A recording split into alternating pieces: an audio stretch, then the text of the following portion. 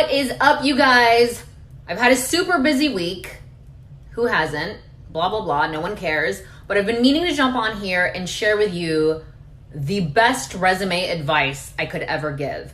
A bunch of you have been checking out the interviews course and you're loving it, and that's awesome. But I've also been getting messages and emails from people saying, love the course, would love to try these tips and tricks, but I can't even get an interview. So do you have any resume advice?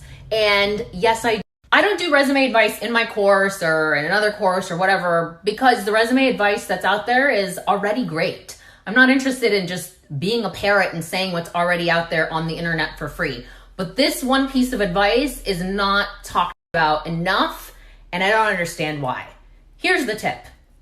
Every single job you apply to, your resume should mirror that job description, which, if you're hearing that right and you're understanding what I'm saying, is making you go, wait a second, that's completely counter to anything that I've been taught about resumes, which is you make one fucking perfect resume and you blanket every job opportunity with it, right? That's what they taught you. That's what they taught me. That's what they still teach everybody. And I'm gonna tell you what, it's stupid. I learned the hard way. Let me explain why. Let's simplify it. There are really two ways for you to submit your resume for consideration. You're either doing it through like a company website, a job portal, some job search engine, or you're handing it to a human being who's going to read and review it. Let me explain the process behind either one of those instances.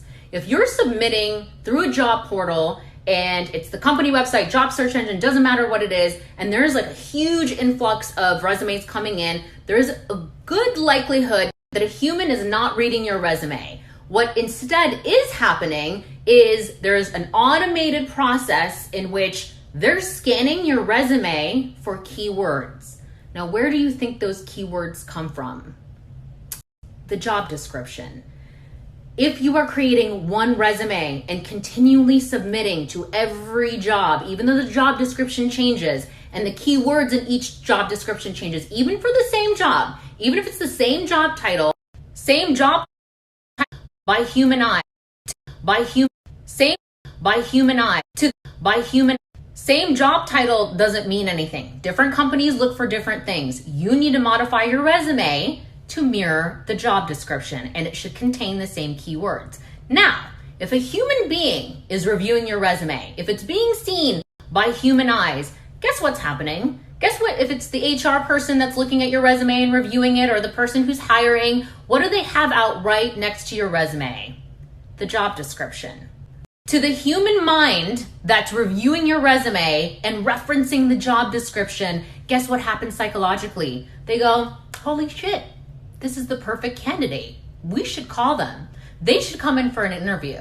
It happens to me. I give this advice to people. When I first launched the interview course, I coached a bunch of people. I wanted to know how to make it better. I wanted to know what was missing. And I had 200 people send in their job description and their resume. And when I gave this advice and people showed me their resume and their job description, I'd get on the phone, I'd be like, holy shit, you are the perfect person for this job. And they'd be like, yeah, I just took your advice. I give this advice and even I fall for it. So no one's gonna look at your resume and be like, oh, they perfectly mirror the job description. They're just gonna have this feeling like, wow, this is the perfect candidate. Here's one more thing. The cover letter you're writing, or the email you may be sending with that resume, or the little blurb you're writing about yourself before you're hitting submit on a website, all of it is boring. I'm bored. The people who are reading it are bored. We're all bored. You're bored of it. You write it and you're like, this is some bullshit. But okay, this is what the internet is telling me to do, so that's what I do.